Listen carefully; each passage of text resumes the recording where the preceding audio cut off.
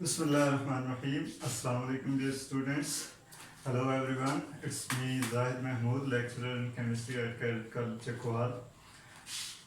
Today in this video lecture we are going to discuss class 10th chemistry and the topic is derivation of equilibrium constant for a general reaction.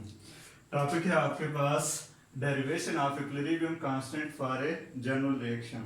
इससे पहले हमने law of mass action को discuss किया था एक general reaction को लेके law of mass action हमने डिस्कस किया था।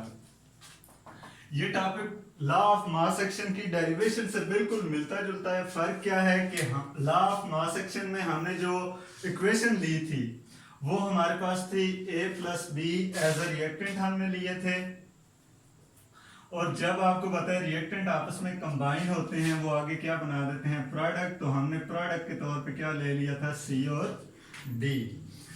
लेकिन हमारे पास जब हम केमिस्ट्री में बहुत सारी इक्वेशन से डील करते हैं तो हमारे पास इस तरह की सिंपल सी इक्वेशन नहीं होती बल्कि थोड़ी कम्प्लेक्स किस्म की इक्वेशन होती है। लाइक हम अमोनिया की फॉर्मेशन की बात करें तो अमोनिया हमारे पास बनता है N2 plus 3H2 gives us 2NH3।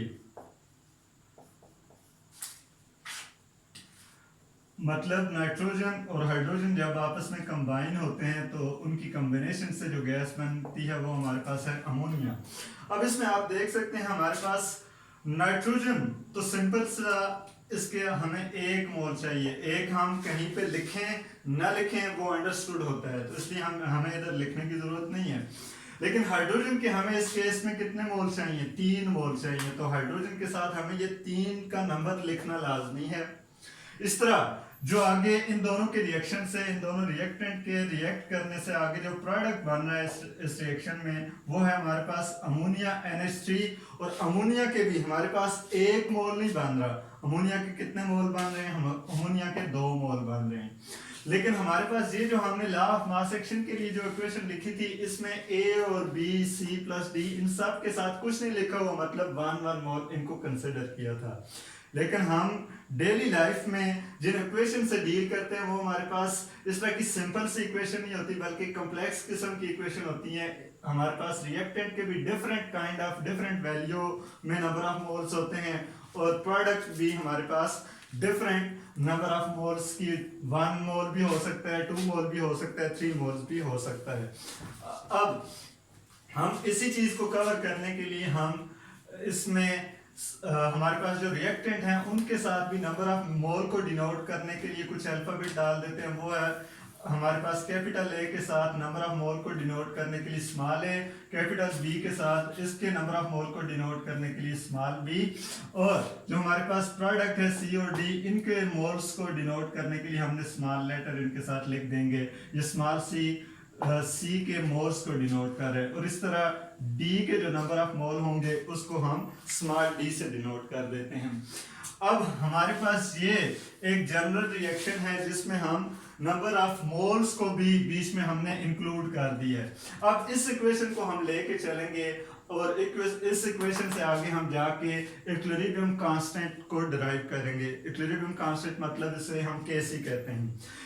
ये डेरिवेशन बिल्कुल एग्जैक्टली सिमिलर है लॉ ऑफ मास एक्शन की डेरिवेशन से। तो चलते हैं इसको स्टार्ट करते हैं कि किस तरह ड्राइव होगा।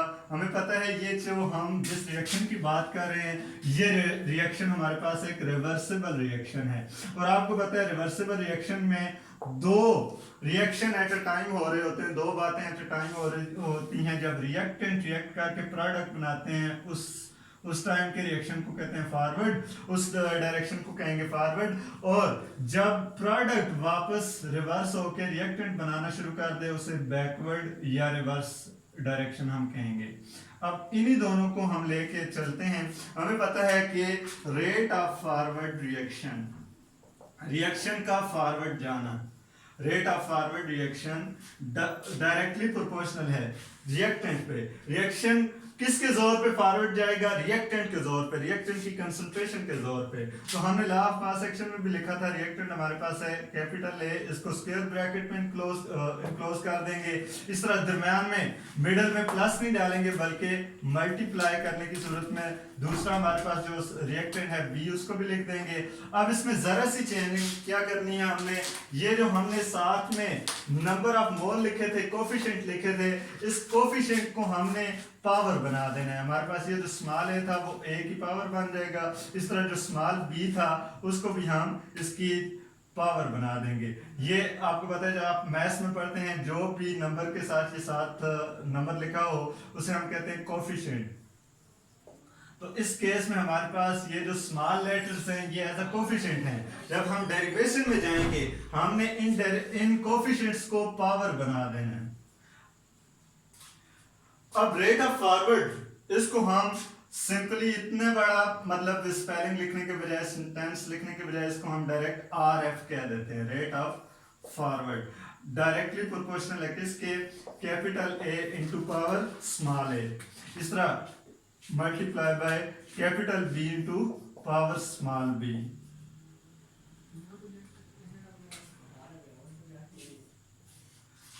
उसके बाद थोड़ा साइड पे चलते हैं। ये तो हमने अभी तक फॉरवर्ड रिएक्शन की बात कर दी थी। उसके बाद बैकवर्ड रिएक्शन की बात करें।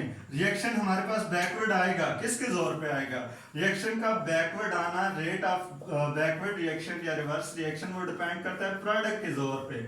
जितना ज्यादा प्रोडक्ट होगा, प्रोडक्ट की कंसंट्रेशन के लिहाज से रिएक्शन बैकवर्ड आएगा। अब प्रोडक्ट हमारे पास है सी और डी, तो हम कह देंगे rate of backward reaction directly proportional है सी। अब इसके साथ ये जो कोफिशिएंट है ये उसकी पावर बन जाएगा स्मॉल सी।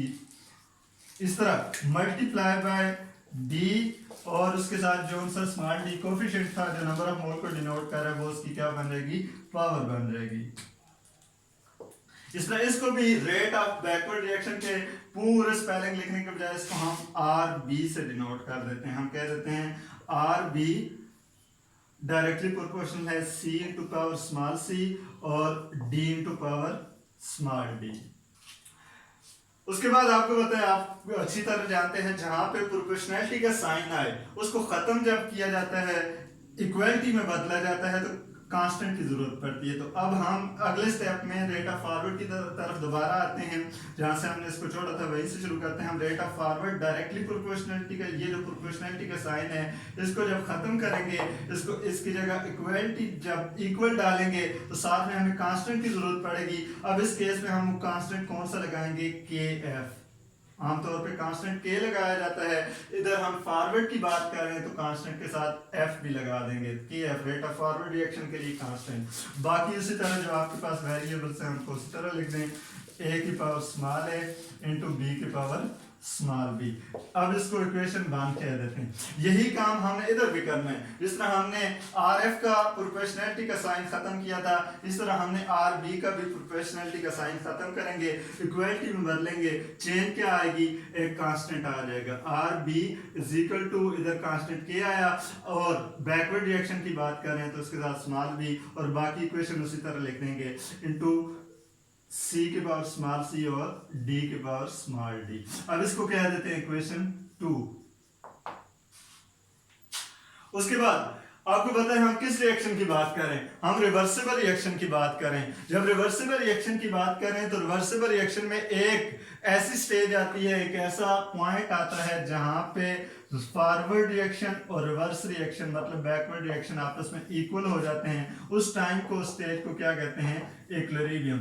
अब हम भी रिवर्सिबल रिएक्शन में उस बात को माइंड में लाएंगे कि हम कहेंगे, कंडीशन लगा देंगे एट इक्विलिब्रियम। ये काम करने के बाद आगे कंडीशन लगाएंगे कि ये रिएक्शन जब इक्विलिब्रियम पे पहुंचेगा उस वक्त क्या होगा?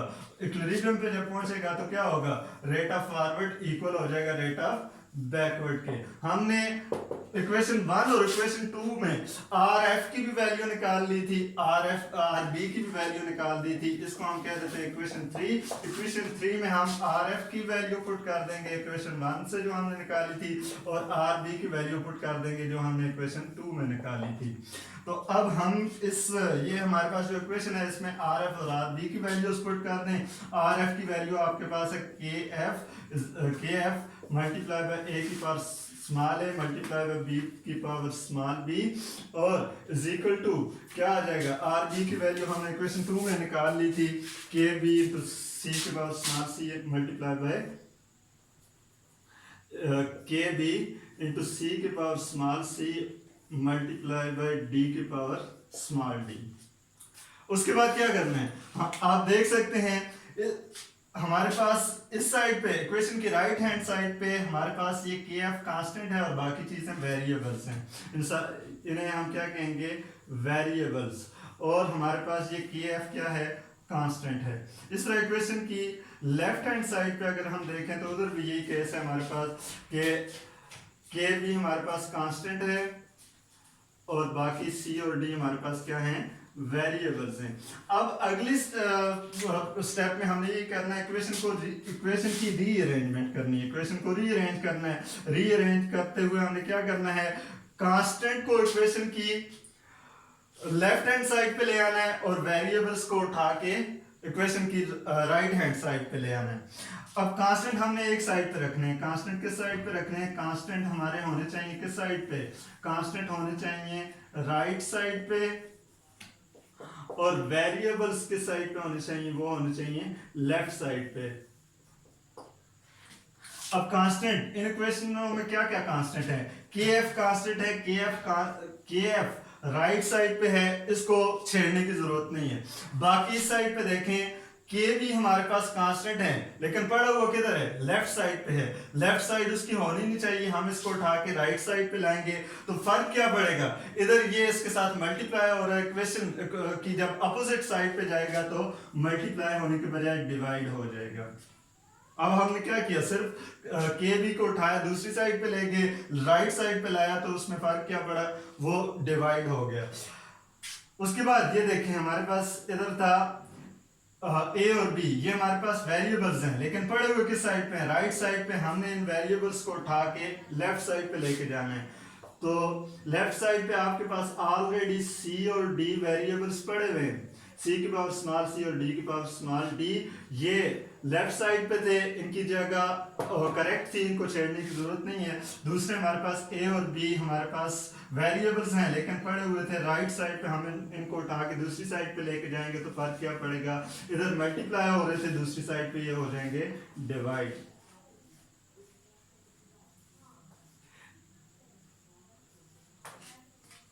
उसके बाद बिल्कुल आखिरी स्टेप ये है कि आपने ये के एफ और के बी ये जो कांस्टेंट है इनको मिला के हमने एक नया कांस्टेंट बना देना है और उसी को हम कहेंगे इक्विलिब्रियम कांस्टेंट।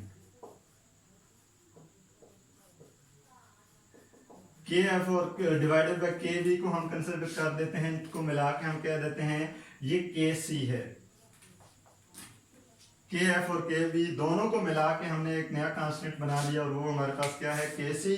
तो अब हमारे पास के सी की वैल्यू हम जब लिखेंगे तो के सी की वैल्यू आपके पास होगी, मैं इधर से लिखना स्टार्ट कर देता हूं। हमारे पास के सी बराबर हो जाएगा किसके, दूसरी साइड पे इक्वेशन की लेफ्ट हैंड साइड पे आपके पास सी की power small C into D की power small D divided by हमारे पास ए की power small A multiply by B की पावर स्मॉल बी। अब ये के सी कहाँ से आया, के सी हमने के F divided by K be in दोनों को मिला के हमने एक नया कांस्टेंट बना दिया और वो नया कांस्टेंट है के सी। और के सी हमारे पास इक्विलिब्रियम कांस्टेंट है, के सी को क्या नाम देंगे, इक्विलिब्रियम कांस्टेंट। अब ये हमारे पास फाइनल इक्वेशन आ गई इक्विलिब्रियम कांस्टेंट की। अब इसको अगर हम जरा गौर से देखें, इसमें नॉमिनेटर में हमारे पास है c की power small c multiply by d की पावर स्मॉल d। अब इक्वेशन में अगर हम जाएं, इक्वेशन में हमारे पास ये c और d किसके तौर पे एक्ट कर रहे हैं, प्रोडक्ट के तौर पे एक्ट कर रहे हैं, और इसके डिनोमिनेटर में है a और b, और इक्वेशन के लिहाज से a और b किसके तौर पे एक्ट कर रहे हैं, रिएक्टेंट के तौर पे एक्ट कर रहे हैं। अब हम इस इक्वेशन का अगर निचोड़ निकालें केसी का तो वो हमारे पास हो जाएगा केसी बराबर है प्रोडक्ट में, नॉमिनेटर में हमारे पास है प्रोडक्ट और डिनोमिनेटर में क्या है, रिएक्टेंट। तो हम इसका निचोड़ निकाल के ये लिख सकते हैं, फाइनल कंक्लूजन ये कर सकते हैं कि केसी हमेशा होता है नॉमिनेटर में प्रोडक्ट और डिनोमिनेटर में रिएक्टेंट। किसी भी इक्वेशन, हमारे पास कोई सी भी रैंडम इक्वेशन लिखी हुई हो, n2 + 3h2 gives us 2nh3, whatever, किसी भी किस्म की इक्वेशन लिखी हो, तो उसमें हमारे पास हमेशा हमने उसका अगर केसी लिखना हो, हमें कहा जाए कि इसका इक्विलिब्रियम कांस्टेंट लिखना है, तो हमने नॉमिनेटर में उसका प्रोडक्ट लिखना है और डिनोमिनेटर में रिएक्टेंट डाल देंगे, तो उस इक्वेशन का, उस रिएक्शन का हमारे पास केसी निकल आएगा। तो ये था आपके पास आज का टॉपिक, और टॉपिक है था क्या, derivation of equilibrium constant. I hope so कि आपको ये सारे पॉइंट, ये डेरिवेशन समझ आ गई होगी। अगर उसके बावजूद कोई आपको इसमें कंफ्यूजन या क्वेश्चन वगैरह बाकी बचता है तो आप मुझसे कांटेक्ट कर लीजिएगा। ओके, टेक केयर, अल्लाह हाफिज़।